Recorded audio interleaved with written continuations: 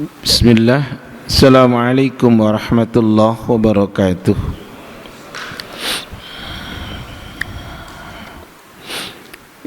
Innal hamdalillah, sesungguhnya segala pujian milik Allah Ta'ala semata. Nahmaduhu wa nasta'inuhu wa nastaghfiruhu wa nastahdihi wa natubu ilaih. Sebagai hambanya kita menyanjungnya, kita meminta pertolongan kepadanya, kita mohon ampunan kepadanya, kita mohon petunjuk juga kepadanya, serta kepadanya kita bertaubat. Wa na'udzu billahi min syururi anfusina wa sayyiati a'malina. Barang siapa yang Allah Ta'ala berikan petunjuk, maka tidak ada seorang pun yang dapat menyesatkannya, dan siapapun yang Allah Ta'ala sesatkan, maka tidak ada seorang pun yang dapat menunjukinya. Nashhadu an la ilaha illallah wahdah la syarikalah. Bersaksi bahwa tidak ada ilah yang diibadahi dengan benar melainkan Dia Allah Ta'ala semata. Dia yang esa dan tidak ada sekutu untuknya dengan sesuatu apapun jua. Wa nashhadu anna Muhammadan abduhu wa rasuluhu sallallahu alaihi wasallam wa ala alihi wa ashabihi ajma'in wa man tabi'ahum bi ihsanin ila yaumiddin. Bersaksi pula kita bahwa Nabi Muhammad adalah hambanya Allah dan utusannya Allah. Semoga rahmat dan keselamatan Allah Ta'ala limpahkan kepada beliau. Rahmat dan keselamatan semoga Allah limpahkan untuk keluarga beliau. Dilimpahkan pula rahmat dan keselamatan untuk para sahabat beliau, ridwanullahi alaihim jami'ah. Dan semoga rahmat beserta keselamatan untuk siapapun yang mau mengikuti mereka dengan baik hingga kiamat kelak. Ya ayyuhalladzina amanu taqullah ittaqullaha haqqa tuqatih wa la tamutunna illa wa antum muslimun. Yang artinya, wahai sekalian mukmin, bertakwalah kalian kepada Allah dengan sebenar-benar ketakwaan. Janganlah kalian meninggal kecuali kalian sebagai muslim. Duyufur Rahman, para tamu Allah, a'azzani Allah wa iyyakum jami'a. Semoga Allah memberikan kemuliaan kepada antum para tamu Allah semuanya yang hadir di sore hari ini di rumah Allah Al-Muhajirin. Malam hari ini, sore menuju malam, alhamdulillah kita hadir di rumahnya. Kita akan memahami satu tema, karena biasanya diampu oleh beliau Al-Ustadz Nizar hafidhahullah ta'ala. Kita akan berbicara tematik, yaitu miftahul ikhlasi was-sabri. Kata yang sudah lazim kita dengar. Anda ulang judulnya, miftahul ikhlasi was-sabri, yaitu kunci keikhlasan dan kesabaran. Awalnya di dalam kitab Riyadhus Shalihin ini ambil dari bab yang pertama dan bab yang ketiga kalau di dalam kitab Riyadhus Shalihin. Bab pertama tentang niat, kemudian di bab yang kedua tentang taubat, bab ketiga tentang kesabaran. Ana tambahi dengan kata miftah. Kenapa saya tambahi dengan kata miftah? Karena miftah itu kunci, artinya siapapun akan bisa masuk ke dalam rumahnya kalau dia memegang kunci dan kuncinya dipakai untuk membuka pintu rumah itu. Siapapun akan masuk ke dalam mobil dan mobil berjalan kalau kuncinya dipakai. Tidak sekedar bangga memegang kunci, tetapi setelah punya kuncinya kemudian diejawantahkan, dipakai. Baik, kita akan mulai dari satu hadis. Rasulullah SAW bersabda, hadis ini dipandang sahih oleh Al-Imam Albani, dikeluarkan oleh Al-Imam An-Nasai rahimahullahu ta'ala dari jalur sahabat beliau Abu Hurairah radhiyallahu anhu. Kata Rasulullah SAW mengawalinya dengan menggunakan huruf pembatas. Antum yang belajar lughah, antum akan mendapati kata innama, itu harful hasri, huruf pembatas. Maka diartikan innama, hanyalah, yansurullahu hadhil ummata, hanyalah Allah akan. Jadi bentuknya bentuk present continuous, fi'il mudhari. Hanyalah Allah akan menolong umat ini, yakni umat Islam, satu, bidha'ifiha, karena lemahnya, karena tawadhu'nya, karena rendah hatinya, bita'watihim, juga karena doa mereka, wasolatihim, solat mereka, dan endingnya wa ikhlasihim, dan disebabkan keikhlasan mereka. Anak ulang tadi, innama yansurullahu hadhil ummata bidha'ifiha bida'watihim wa solatihim wa ikhlasihim.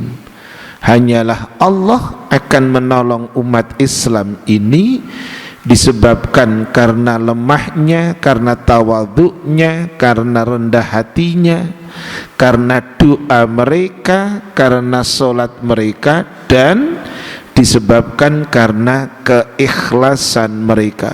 Jadi keikhlasan menjadi pendorong Allah akan memberikan pertolongan kepada umat ini. Baik.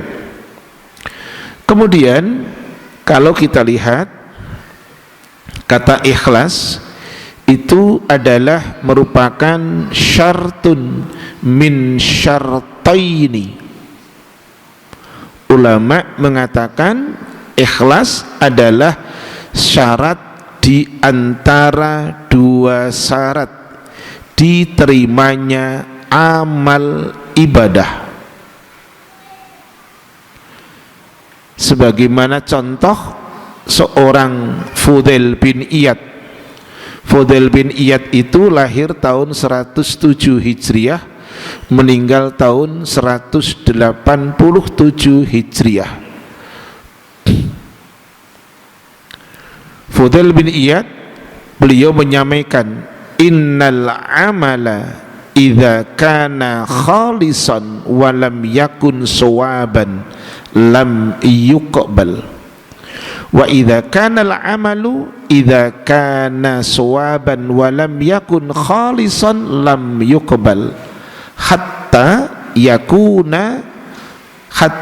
yakuna khalisan wa sawaban, yang artinya sesungguhnya amal manakala ikhlas tetapi tidak benar maka tidak akan diterima. Begitu pula amal manakala benar tetapi tidak ikhlas maka juga tidak akan diterima. Hatta yakuna khalisan wa sawaban, hingga amal itu adanya keikhlasan dan kebenaran. Taib. Kemudian para tamu Allah rahimani wa rahimakumullah, seorang yang bernama Ibnu Al-Qayyim Al-Jauziyah, lahir beliau di 1292 Masehi pada bulan Januari dan meninggal pada bulan September tahun 1350 di Damaskus, Suriah. Beliau sampaikan demikian di dalam kitab Al-Fawaid. Beliau sampaikan demikian: al-a'malu allati tu'malu ala ghairi ikhlasin wa ala ghairi ittiba'i hadyin Nabi sallallahu alaihi wasallam adalah mithlul musafiri yahmilu zatan mamlu'an ramlan. Ini kata beliau Ibnu Al-Qayyim Al-Jauziyah rahimahullahu ta'ala, yang artinya amal-amal yang dikerjakan tidak adanya keikhlasan dan tidak mengikuti petunjuk Nabi sallallahu alaihi wasallam, maka orang yang melaksanakan amal itu digambarkan seperti seorang musafir yang membawa bekal pasir di punggungnya, hanya memberat-beratin saja, hanya modalnya pasir, dia safar, dia gendong di punggungnya. Itulah gambaran orang yang melaksanakan amal ketika tidak adanya keikhlasan. Taib. Kemudian para tamu Allah rahimani wa rahimakumullah, ana tunjukkan sekarang beberapa dalil ayat. Satu, minta tolong dibacakan terjemahannya, siapkan orangnya. Satu, suratnya 39, ayatnya 2. Silakan. Surat 39, surat Az-Zumar. Arti Az-Zumar artinya rombongan. Ayat yang kedua, silakan.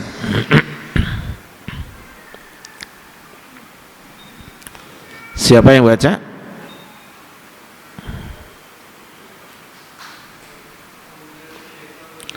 Ada mic-nya enggak? Enggak ada ya? Ya udah, enggak apa-apa. Yang keras.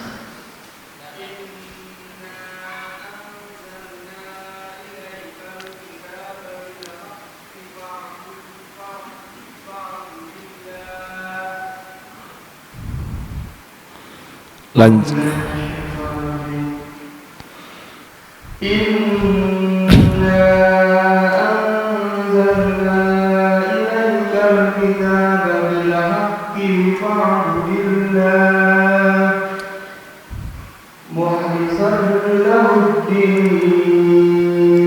Artikan.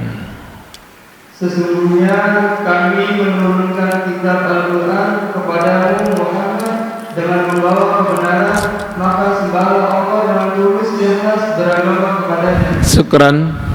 Ini dalil yang menjadi landasan buat kita untuk kita ketahui ternyata beliau Rasulullah SAW secara personal diperintah oleh Allah Ta'ala supaya ketika melakukan ibadah adanya keikhlasan. Tolong matikan Mas. Iya, makasih. Ini suara saya terlalu keras nggak kira-kira? Enggak. Cukup. Syukran. Lanjut. Anak ulang tadi dalil surat 39 ayat 2 bahwa Allah memerintahkan kepada Rasulnya secara personal supaya beliau sallallahu alaihi wasallam melakukan ibadah apapun dengan landasan keikhlasan. Taib. Kemudian ayat yang lain yang insyaallah antum para tamu Allah sudah mafhum bahkan hafal, suratnya 98, ayatnya ayat yang kelima. Silakan. Al-Bayyinah. Silakan.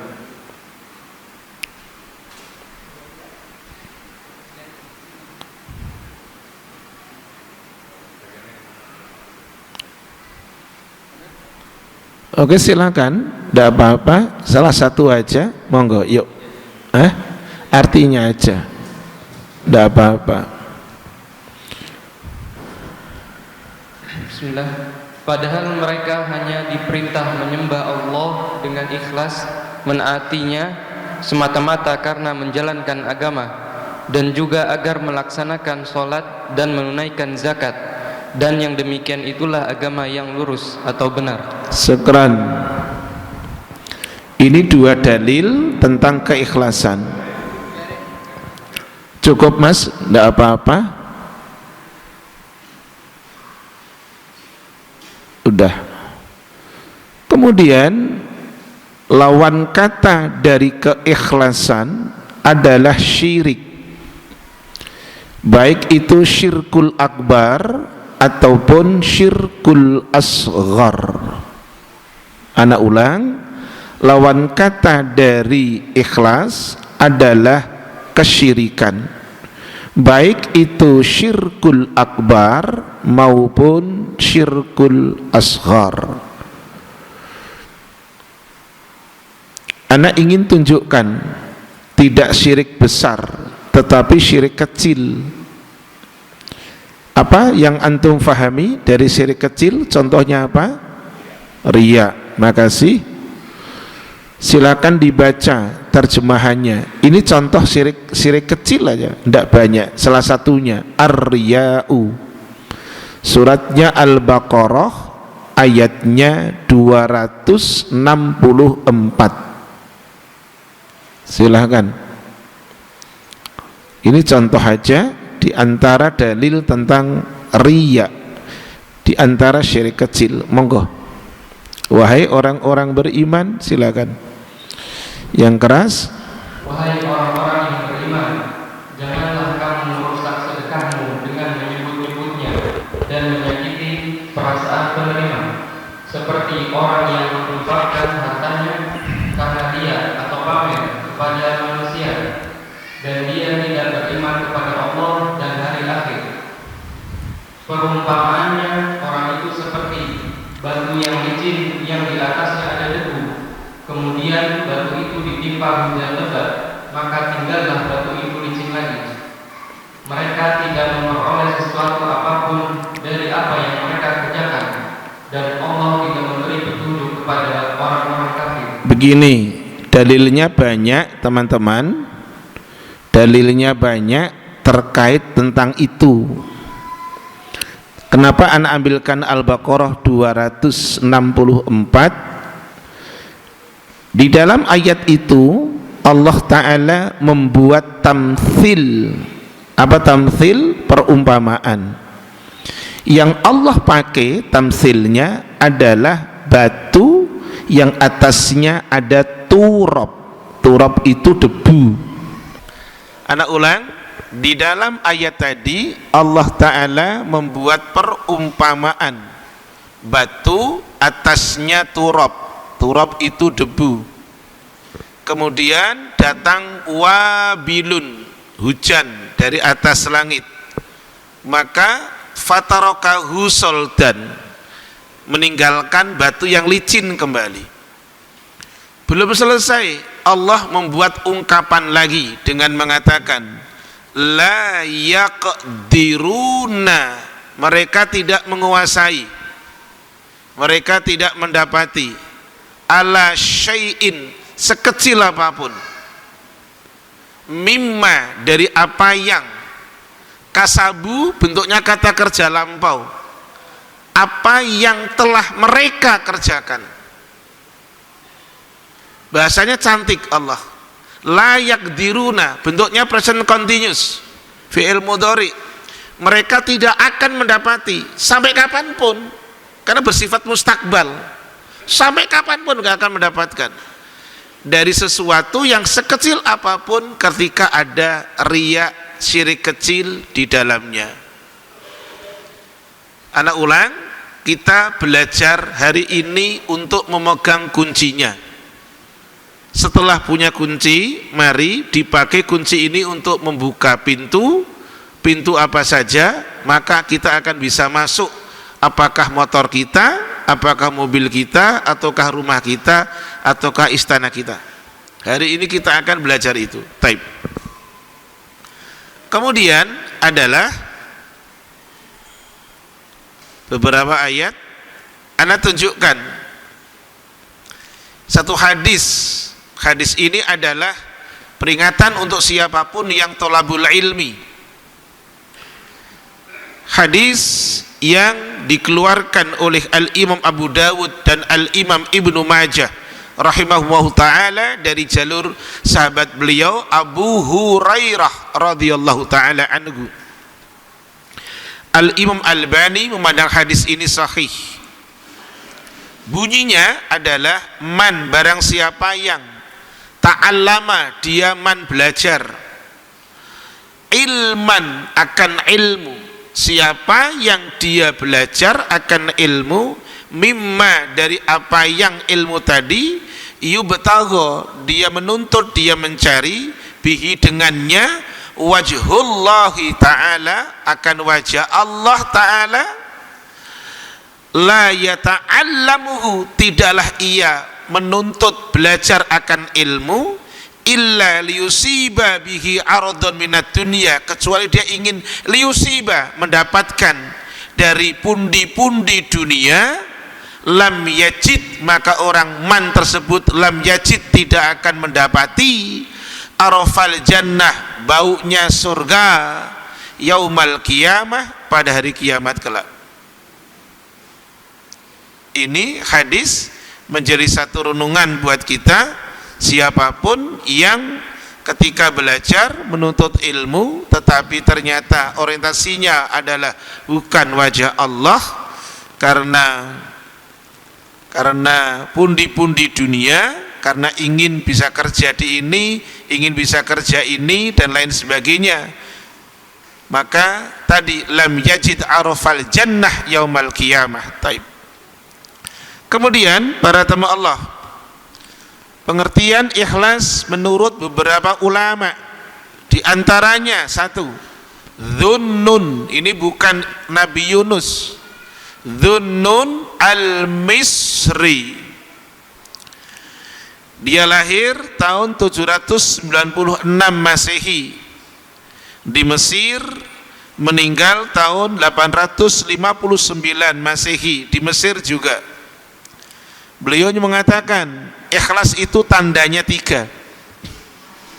Anak ulang, ikhlas itu tandanya 3, kata beliau. Adalah yang pertama, tetap merasa sama antara dipuji dan dicela. Itu ikhlas. Tetap merasa sama antara dipuji dan dicela. Bahasa anak sekarang enggak ngaruh, itu bahasa anak sekarang. Lu puji nggak ngaruh buat gua, gitu. Lu celah nggak ngaruh pula buat gua, gitu.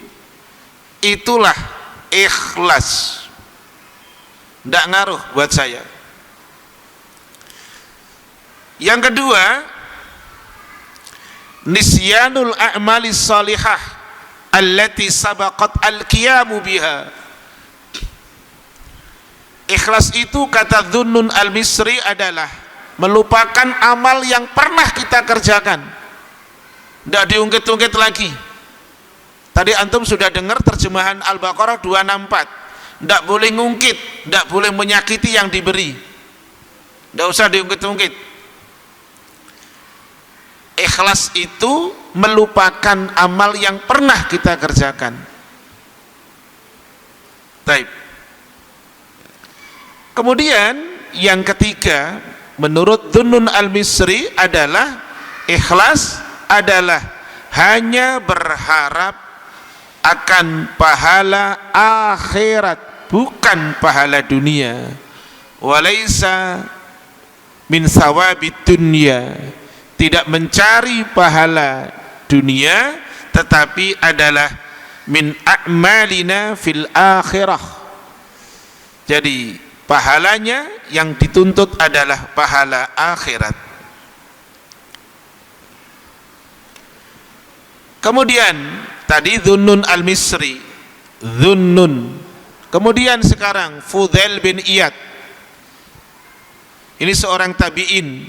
Tadi lahirnya tahun 107 Hijriah, meninggal tahun 187 Hijriah.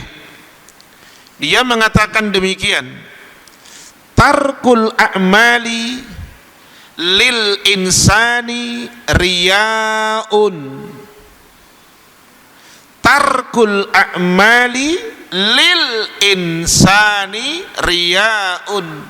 Meninggalkan amal karena manusia adalah riya. Saya nggak jadi ini, saya nggak jadi berbuat jelek ini karena manusia, itu riya. Tarkul a'mal lil insan riyaun. As-sadaqatu min ajlil bashari syirkun. Bersedekah karena tujuan manusia kesyirikan. Meninggalkan amal yang tidak baik dengan karena tujuan manusia, riya namanya. Ingat tadi dalilnya Al-Baqarah 264. Kemudian bersedekah ataupun yang lain melakukan amal baik min ajlil bashari syirkun, itu adalah kesyirikan. Anda tunjukkan dalil yang kecil aja lah, kesyirikan. Nanti persis seperti syirkul asghar, riya, tidak beda jauh, samalah. Antum baca suratnya, surat 6 ayatnya 88, surat Al-An'am, dzalika hudallah yahdi bihi may yasha. Silakan, itulah petunjuk Allah. Yuk. Itulah petunjuk Allah. Iya. Dengan itu dia memberi petunjuk kepada siapa saja di antara hamba-hambanya yang dia kehendaki. Sekiranya mereka mempersekutukan Allah, pasti menyapa amalan yang telah mereka kerjakan. Ini dalilnya sama seperti ujung dari Al-Baqarah 264 tadi, sama, tidak beda.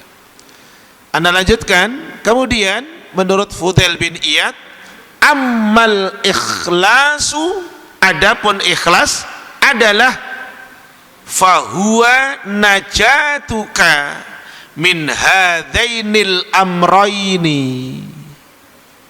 Adapun ikhlas adalah menyelamatkan kamu dari dua perkara tadi, yaitu baik riya maupun syirik. Saya ingin keluar sebentar dari yang ikhlas. Saya ingin tunjukkan aja gini. siapa yang punya pakaian riya gitu. Antum baca An-Nisa 142. Jadi Allah Ta'ala melabeli siapapun yang riya, dilabeli ini. Surat 4 ayatnya 142. Silakan antum baca.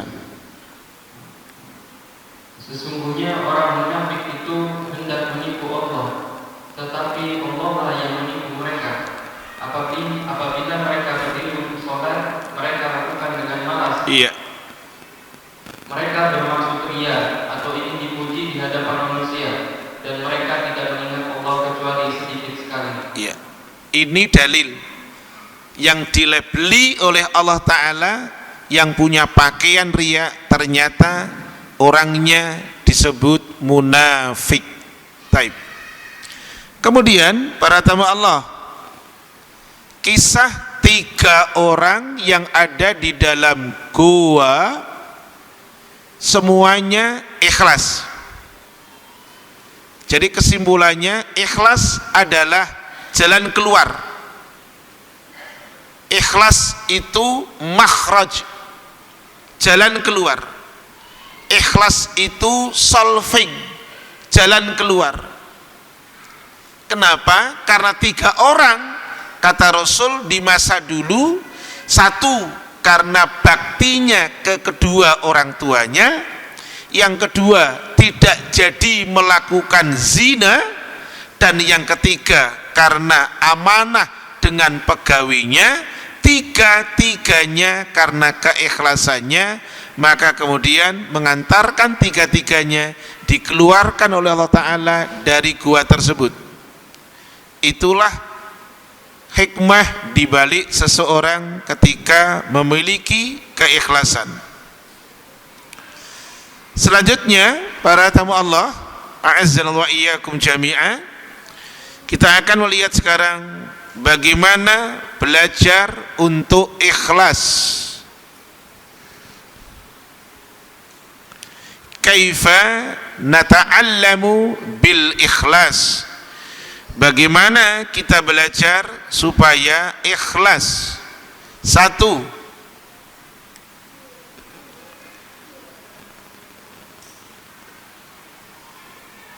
ana berikan dalilnya dulu, mumpung ingat saya. Suratnya 76, ayatnya 8 dan 9. Monggo dibaca. Surat Ad-Dahr atau surat Al-Insan. Iya. Ayat 8 dan 9. Monggo. Dan mereka memberikan makanan yang disukainya kepada orang miskin, anak yatim, dan orang yang ditawan. Ayat 9-nya Sambil berkata, sesungguhnya kami memberi makanan kepadamu hanyalah karena mengharapkan keridhaan Allah. Kami tidak mengharap balasan dan terima kasih dari kami. sekarang ana berikan penjelasan begini sebelum ana tunjukkan yang lain. Al-Imam Al-Bukhari di dalam kitabnya Al-Adabul Mufrad, beliau mengatakan demikian, cantik ini, la yakunu silatur rahim bil akhdhi wal i'ta. Silaturahim itu tidak diukur dengan suka memberi dan suka menerima. Silaturahim itu tidak diukur dengan parameternya saling memberi dan saling menerima. Enggak. Terkadang si fulan Allah takdirkan hanya pada posisi memberi, tidak pernah menerima. Tapi dia nggak nyesel, walaupun dia hari-harinya ngasih terus. Tidak nyesel dia. Karena sering kita menerjemahkan silaturahim itu ya saling menerima, saling memberi. Ada saatnya aku diberi, ada saatnya aku aku menerima. Tidak begitu. Silaturahim itu, muamalah itu tidak diukur dengan saling memberi dan saling menerima. Karena terkadang Allah takdirkan seseorang itu dia diposisikan suka memberi dan belum menerima, tapi nggak grundel. Lah ayat tadi yang dibaca di ayat yang ke-9, innama, ayatnya itu harful hasri, huruf pembatas. Innama, ayat 9 ya, innama nut'imukum liwajhillah la nuridu minkum jazaa'an wala syukura. Hanyalah kami berbagi kepada antum, anda tidak butuh balasan ataupun ucapan terima kasih, baik tadi kepada anak yatim, orang miskin ataupun orang yang ditawan. Begitulah Islam memberikan keteladanan. Maka yang pertama, menurut Ibnu Al-Qayyim Al-Jauziyah rahimahullahu ta'ala, pertama, belajar untuk ikhlas adalah belajar tidak mengharap pujian manusia.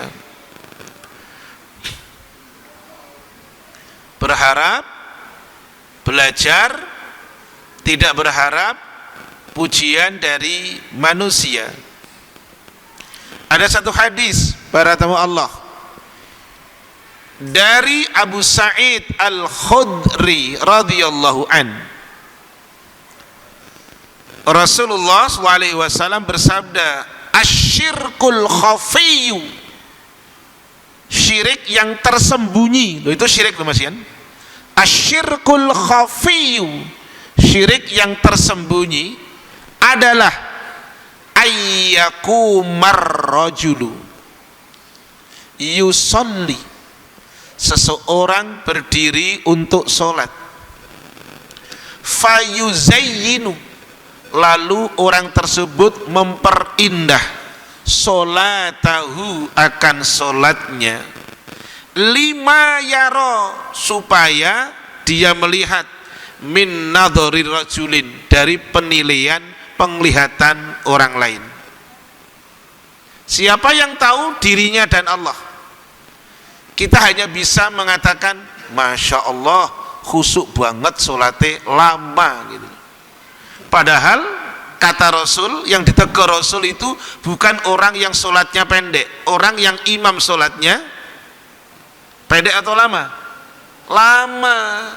Jadi kalau al-muhajirin, Pak Pengurus, umpamanya imam hafalnya, maaf, yang dibaca maghrib, isya, subuh hanya inna atoina dan wal asri, tidak usah geruntel.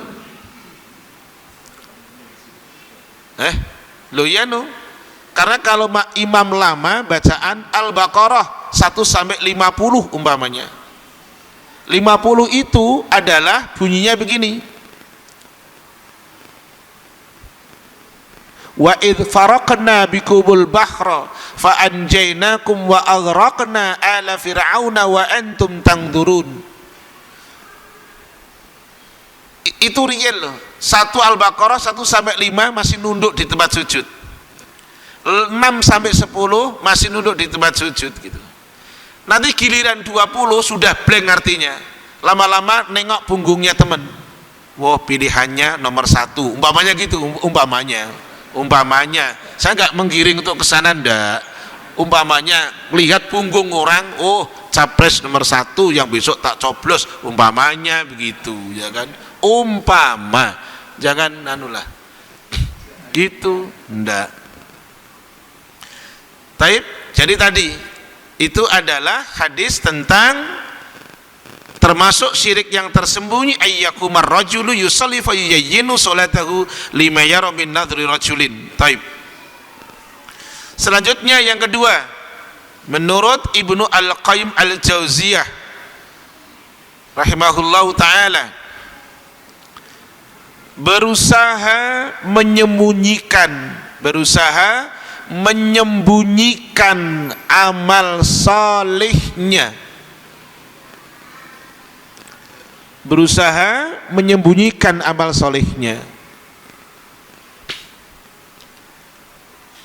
Hadisnya adalah dalilnya dari Sa'ad bin Abi Waqqas radhiyallahu taala an. Rasulullah SAW bersabda, innallaha yuhibbul abda at-taqiyya al-ghaniyya al-khafiyya. Anak ulang. Sesungguhnya Allah, kata Rasul, mencintai al-abda at-taqiyya, hamba yang bertakwa. Kemudian al-ghaniyya, hamba yang merasa cukup, puas dengan apa yang ada. Yang ketiga, al-khafiyya, yang menyembunyikan amal baiknya. Allah mencintai hamba yang bertakwa, yang merasa cukup dan suka menyembunyikan akan amal salihnya. Tidak butuh dengan penilaian orang. Hadis dikeluarkan oleh Al-Imam Muslim. Baik. Kemudian yang ketiga, menurut beliau Ibnu Al-Qayyim Al-Jauziyah rahimahullahu ta'ala, bahwa belajar untuk ikhlas yang ketiga, beramal bukan untuk orientasi dunia, bukan, tetapi untuk akhirat. Silakan untuk dibaca, Mas, di surat yang ke-42 Asy-Syura ayatnya 20.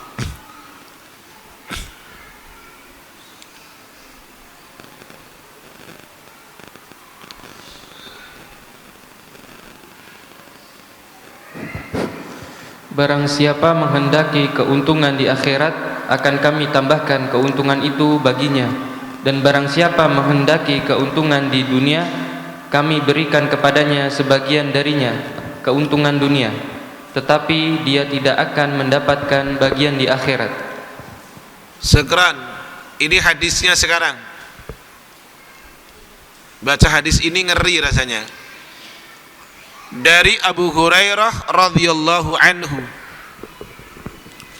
Rasulullah SAW bersabda, ta'isa abdud dinar, celaka hamba dinar. Rasul menggunakan kata ini loh, hamba dinar, hamba dirham, hamba segala-galanya, karena hari-harinya itu.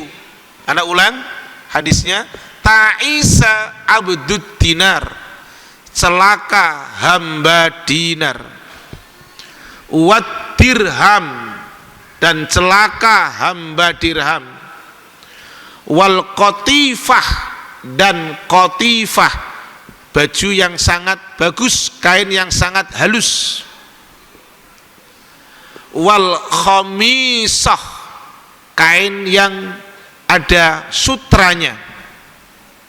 Celaka hamba dinar, celaka hamba dirham, celaka hamba khamisah, dan celaka hamba qatifah. In u'tiya radhiya, jika dia diberi, kata Rasul, dia suka. Jika dia diberi sama Allah, dia suka, radhiya. Wa illam yu'ta, jika dia tidak diberi, lam yardha, dia tidak ridho, dia enggak suka. Ta'isa, dia celaka, wantakasa, dan dia binasa. Berarti di dunia ini ada yang jadi hamba dolar, hamba real, hamba rupiah, dan macam-macam. Contoh, beberapa hari yang lalu saya tanggal 5 Januari itu kajian tafsir di tempatnya beliau, Pak mantan Wakil Wali Kota Jakarta Pusat. Ada beberapa pentolan partai lah, nggak saya sebutkan nanti jadi menjelekkan dia kalau yang nonton ini. Pokoknya pentolan partai HNW diantaranya itulah, udah pokoknya gitulah. Nanti cari sendirilah inisialnya. Dia ngasih tahu ke anak, Ustadz, kira-kira siapa yang jadi? Loh, Lah antum milihnya siapa? Antum kayaknya mengusung dia deh gitu. Ustaz, teman-teman itu sudah ancang-ancang Ustaz. Ada yang dari sekarang tuker dolar, khawatir nanti dolarnya $1 sampai 20.000, maka dia tuker dari sekarang. Jadi ketika nanti dolar naik 20.000, maka dia akan, nah itulah ta'isa abdud dinar, abdul rial, abdul dolar, macam-macam tak? Ayo. Taib. Selanjutnya kita akan berbicara sekarang. Ini kesimpulan yang diberikan oleh beliau Ibnu Al-Qayyim Al-Jauziyah, cara ikhlas menghadapi masalah. Satu, menerima secara kenyataan apa yang telah terjadi. Artinya takdir apapun diterima dari Allah. Anak ulang, menerima secara kenyataan apa yang terjadi. Atau saya gunakan ungkapan lain, takdir apapun dari Allah terima tanpa berkeluh kesah. Kemudian belajar untuk lebih sabar. Yang ketiga, kata beliau, tetap berpikir positif, dalam kurung berbaik sangka dengan takdir Allah. Cukup. Selanjutnya, para tamu Allah, kita akan berbicara miftahus sabri sekarang, kuncinya kesabaran. Sudah masuk Isya? Sudah. Tidak panjang teman-teman, para tamu Allah. Nanti saya lanjutkan selepas sholat Isya. Ini adalah beberapa untaian kalimat yang disampaikan oleh beliau Fadilatul Syekh Muhammad bin Shalih Al-Utsaimin rahimahullahu ta'ala. Kita salat dulu. Syukran bikudumikum fi hadzal makan. Assalamualaikum warahmatullahi wabarakatuh. Bismillah, kita lanjutkan. Nastamir. Kita sekarang akan memahami tadi miftahul ikhlas, al-an miftahus sabri, kuncinya kesabaran. Disampaikan oleh beliau Fadilatul Syekh Muhammad bin Shalih Al-Utsaimin rahimahullahu ta'ala. Sabar adalah habsun nafsi ala ta'atillahi. Sabar adalah meneguhkan diri dalam melaksanakan ketaatan kepada Allah Ta'ala. Jadi kalimat hafsun nafsi, meneguhkan diri, adalah berusaha untuk melanggengkan, mengistiqomahkan dalam ketaatan kepada Allah Ta'ala.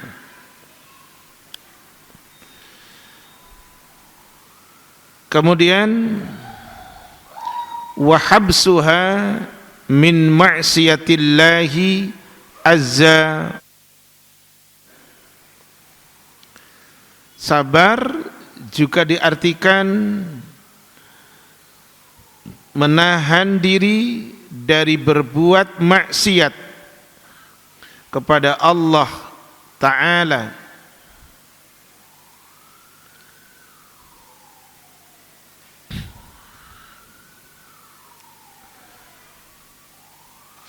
Kemudian wahabsuha anit tasakhuti min aqdarillahi ta'ala.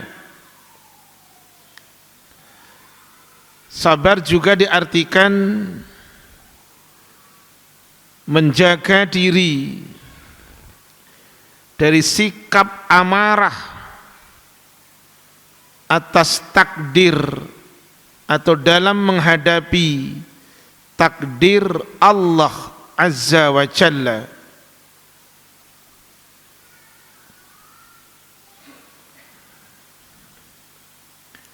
Jadi apapun takdirnya mesti nyaman, baik itu baik ataupun kondisinya tidak baik. Yang kedua tadi wahabsuha min maksiatillah. Yang pertama wahabsun nafsi ala ta'atillah. Kemudian Ibnu Al-Qayyim Al-Jauziyah rahimahullahu taala, beliaunya mengatakan, tadi ungkapan Al-Imam Syekh Muhammad bin Shalih Al-Utsaimin rahimahullah ta'ala, sekarang disampaikan oleh Ibnu Al-Qayyim Al-Jauziyah di dalam kitab Al-Fawaidnya, bahwa maqamus sabri fil iman mithlu ra'sil jasadi kullih.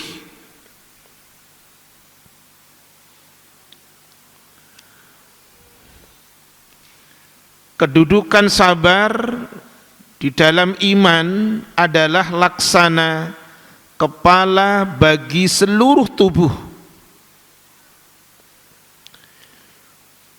Jadi anak ulang, kedudukan sabar dalam keimanan kita, dalam keimanan manusia adalah laksana seperti kepala bagi seluruh tubuh.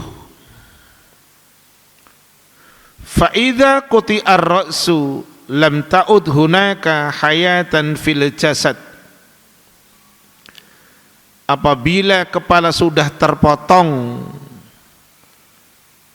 maka tidak ada lagi kehidupan bagi tubuh. Jadi kalau fa'idha quti'ar ra'su lam ta'ud hunaka hayatan fil jasad, apabila kepala sudah terpotong, maka tidak ada lagi kehidupan di dalam tubuh.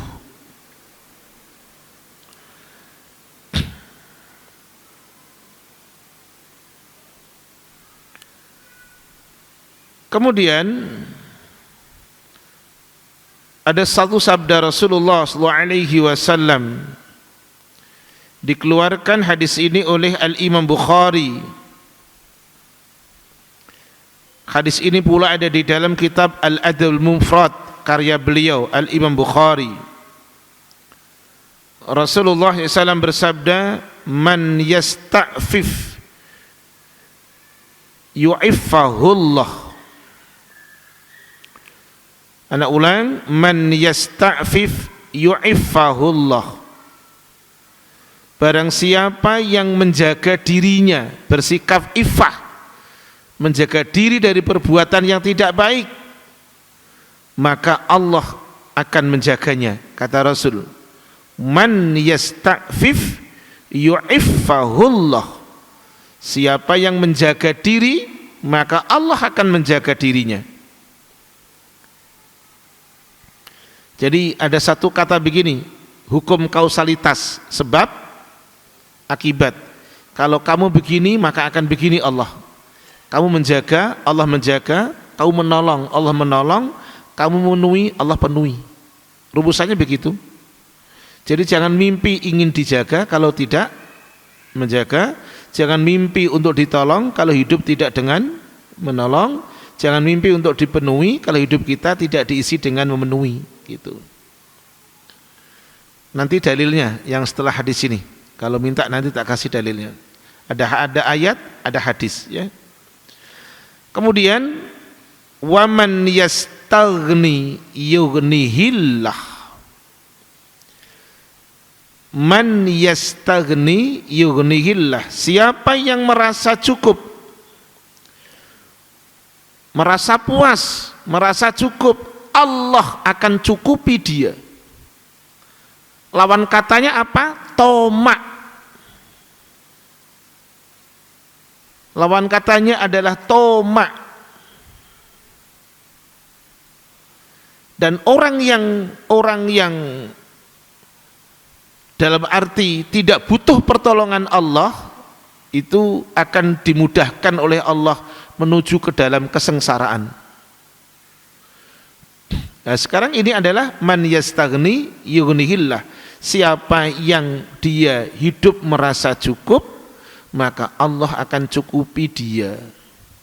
Cukup di sini bukan berarti tidak butuh pertolongannya, tetapi adalah orang yang tidak bersikap tomak, tidak bersikap tamak, bahasa kita rakus gitu. Kemudian wa ma u'tiya ahadun ata'an khairan wa awsa'a minas sabri. Barang siapa yang berusaha sabar. Ada kata berusaha? Barang siapa yang berusaha anak ulang, wa may yatasabbar yusabbirhullah. Anak lupa tadi. Wa man yatasabbar yusabbirhullah. Siapa yang merasa sabar, maka Allah akan menjadikan dia bisa bersabar. Jadi sabar itu mesti diupayakan. Kemudian wa ma u'tiya ahadun ata'an khairan wa awsa'a minas sabri. Dan tidak ada seorang pun yang dianugerahi sesuatu yang melebihi dari kesabaran. Puncaknya di situ. Ketika sanggup mengelola dirinya dengan kesabaran. Tadi ada 3, teguh dalam ketaatan, menahan dari maksiat, dan tidak amarah ketika datangnya takdir Allah.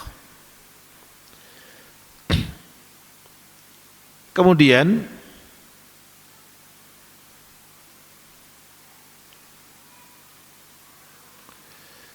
Anda tunjukkan satu dalil begini. Yuk, pertanyaan saya begini. Kalau antum berinfak, bersedekah, rumusan pahalanya berapa? Berapa? 10 atau 700? 700. Dalilnya Al-Baqarah 261. Kalau sholat berjamaah berapa pahalanya? 27. Jadi ada angka. Orang berbagi, dalilnya Al-Baqarah tadi 261, ada angkanya 700. Orang membaca Al-Quran per huruf benar, ada angkanya, per hurufnya 10, ada angkanya. Membaca Quran terbata-bata saja, ada angkanya. Berapa pahalanya? 2. Apalagi tertembok-tembok gitu loh, ya kan? Loh, kan kalau tembok kan belum rata, ya kan? Ternyata untuk sabar pahalanya tidak pakai angka, tidak ada nominal. Saya ulang, jenengan sholat berjamaah, jenengan berbagi, jenengan apa saja, orang umroh pahalanya, orang haji jelas, pahalanya itu jelas, ada angkanya. Tapi ternyata tidak untuk sabar. Baca terjemahan, siapa megang mic? Yuk, langsung yang keras, suratnya 39, ayatnya 10, monggo. Silakan. Yuk, yang keras, mana mic-nya? Surat 39, Az-Zumar, monggo mas, langsung, nggak usah nunggu mic. Ayatnya 10.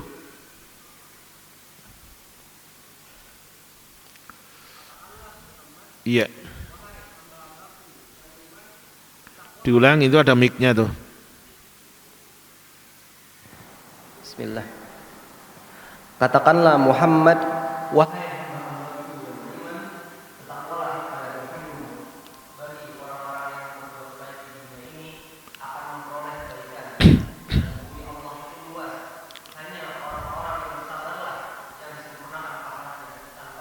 iya. Ini dalil, matiin mas, ini dalil. Sabar dalam ketaatan, sabar dalam memelihara, memegang kebenaran, sabar untuk menanggalkan dari maksiat, sabar untuk tidak at-tasakhut, marah, an qadarillah, dari takdir-takdir Allah Ta'ala. Ana tunjukkan ini bentuk kesabaran. Satu, dikisahkan seorang Bilal bin Rabah, mantan budak.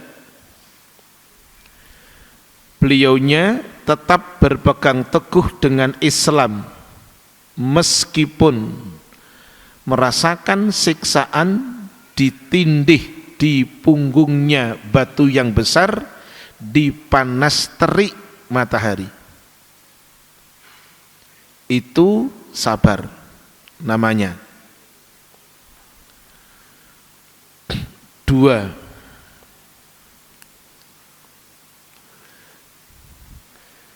adalah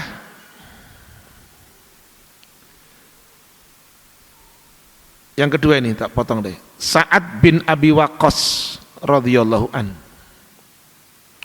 dipaksa oleh ibundanya untuk meninggalkan agamanya Muhammad sallallahu alaihi wasallam.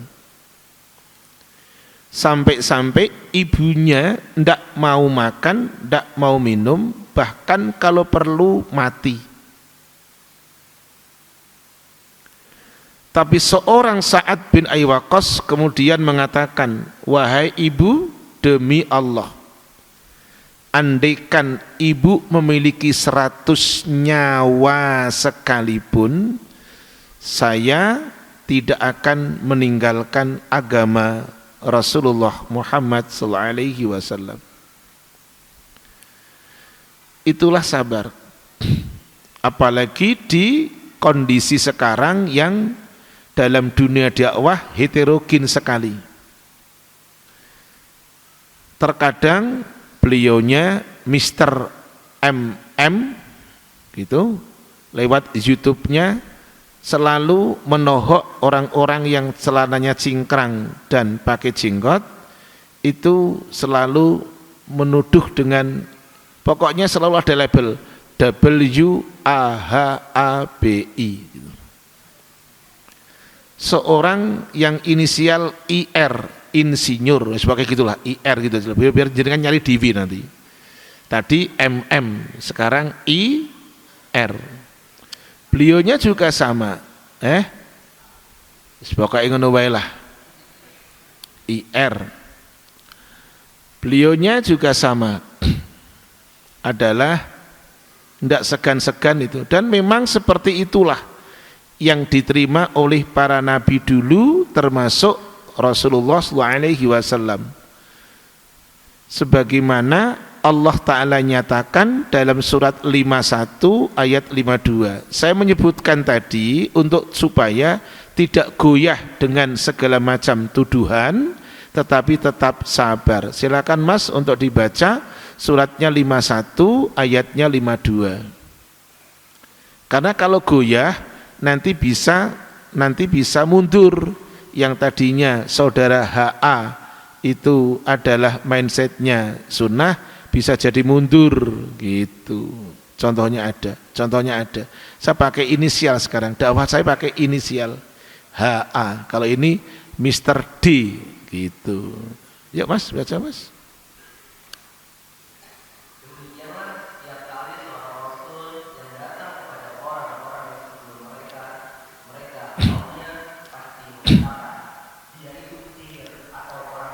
Cukup, makasih. Nah, itu dulu. Lanjut, terakhir 5 kiat untuk bisa sabar, ikhlas hingga bersyukur. Anak ulang, 5 kiat untuk bisa ikhlas, sabar hingga bersyukur. Yang pertama, melihat kepada pilihan Allah, itu pasti yang terbaik. Melihat akan pilihan Allah, itu pasti yang terbaik.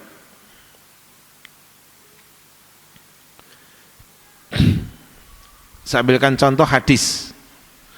Nanti bisa dibuka di dalam kitab Riyadhus Shalihin yang sudah dikaji di sini oleh beliau, oleh Ustadz Nizar hafizahullah ta'ala.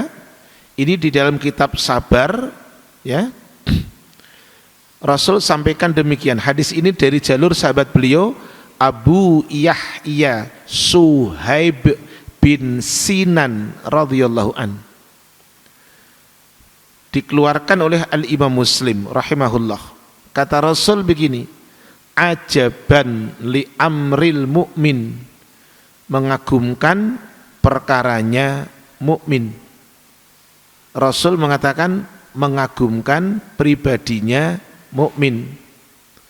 Inna amrohu kullahu lahu khairun, sesungguhnya perkaranya mukmin semuanya baik. Walaisa dzalika li ahadin illa lil mu'min, tidak ada sikap yang demikian mengatakan baik kecuali mukmin semata. Jadi kalau mukmin ditanya, walaupun kondisinya menyusahkan, dia akan mengatakan, gimana mas kondisinya? Yang terbaik menurut Allah. Tidak akan begini, gimana mas kondisinya? Sedih mas. Nah, itu namanya pengen dikasihani. Loh, nanti saya buktikan gitu. Mukmin itu ketika berhadapan, sabar itu as-sabru inda sodmatil ula. Sabar itu ketika hantaman awal, gitu. Ketika terpaan pertama, maka mukmin itu menyikapi apapun yang terjadi, bahkan tidak enak, dia akan mengatakan, gimana mas? Yang terbaik menurut Allah. Enggak, yang saya tanyakan, istrinya sudah sembuh? Belum. Baru begitu. Jadi tidak langsung begini, gimana mas kondisinya? Belum sembuh. Padahal nggak nanya itu. Kondisinya gimana mas? Alhamdulillah, yang baik menurut Allah. Kenapa? Mukmin ucapannya dua. Kita buktikan. Rasulullah SAW itu ketika hatinya tidak nyaman, ucapannya alhamdulillah ala kulli hal. Itu. Ketika Rasul hatinya nyaman, ucapannya alhamdulillahilladzi bi ni'matihi tatimmus shalihat. Antum lihat redaksi ini, dua-duanya awalannya sama, yang membedakan ending akhir. Gitu, itu mukmin. Anak ulang, walaisa dzalika li ahadin illa lil mu'min. Syukran. Lanjut yang kedua. Belajar untuk 5 qiyat untuk ikhlas, sabar hingga bersyukur. Yang kedua, mengingat bahwa dengan adanya musibah Allah akan menghapus dosa. Dengan adanya musibah, kalau sabar maka Allah akan menghapus dosa. Hadisnya panjang, tidak saya baca. Yang ketiga, qiyatnya harus bisa, ini harus bisa, karena kan kita belajar kunci nih. Yang ketiga, memandang musibah yang menimpa diri kita jauh lebih ringan daripada orang-orang dahulu. Harus begitu, memandang bahwa musibah yang menimpa diri kita jauh lebih ringan dari yang Allah berikan kepada orang-orang yang terdahulu.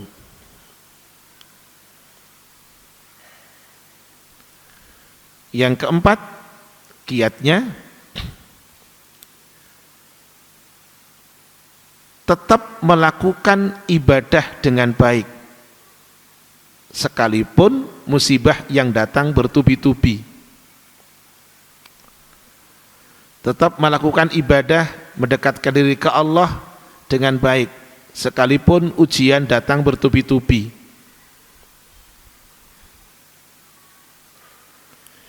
Yang terakhir adalah mengingat pada balasan dan sabar dan ridho, yaitu surga. Mengingat pada balasan dari sikap sabar dan ridho, ikhlas, yaitu surga. Taib. Ini saja yang Ana sampaikan pada pertemuan malam hari ini. Mudah-mudahan kuncinya jangan lupa, jangan ditinggal di masjid, jangan, benar. kuncinya jangan ditinggal di masjid, tetapi dibawa pulang, kemudian dikantongi di saku-saku masing-masing. Jangan sampai ngregeli, jangan. Tahu ngregeli ya, jangan sampai jatuh, dipegang gitu. Karena pantas dibawa kerja, pantas dibawa kumpul keluarga, pantas dibawa kumpul istri, anak, teman, siapapun pantas untuk dibawa. Dan tidak ada expirednya, tidak ada. Pokoknya dipakai terus. Demikian, mau jadi soal, ada pertanyaan, faltafadhal mashkura kalau ada. Yuk, kalau ada pakai mic-nya biar saya dengar. Kalau tidak ada berarti sudah siap megang kuncinya. Iya. Gimana Pak Panitia, tutup ya? Nggak ada yang tanya kan? Iya, makasih. Jangan sampai tidak tanya bukan berarti tidak paham. Saya yakin paham. Tinggal tadi. Dan yang umpamanya bertanya bukan berarti belum ikhlas, bukan begitu.